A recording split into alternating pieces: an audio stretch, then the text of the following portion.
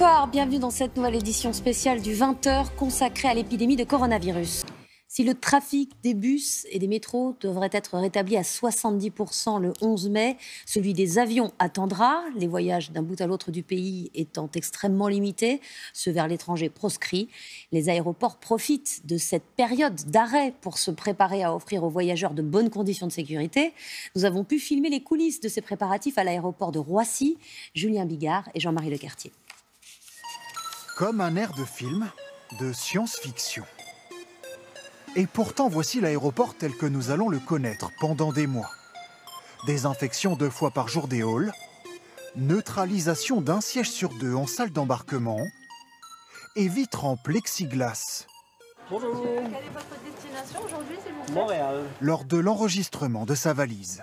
Cela permet d'avoir déjà cette distanciation, de bien respecter, et puis cela rassure aussi bien le passager que moi-même.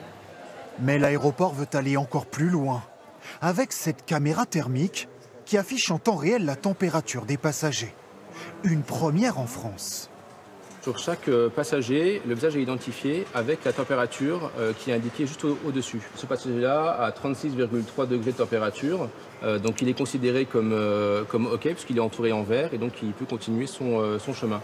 Si au début de l'épidémie, les autorités estimaient que cet outil était inutile, le gouvernement pourrait finalement valider le dispositif. Une fois que j'ai récupéré mon bagage, je vais obligatoirement passer devant cette caméra thermique. Si je dépasse un certain seuil, il va y avoir une vérification manuelle. Et si j'ai bien de la température, je serai pris en charge par une équipe médicale.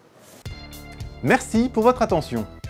Si vous souhaitez plus de renseignements, je vous invite à nous contacter via notre site internet ou au 03 72 52 02 15. À très vite.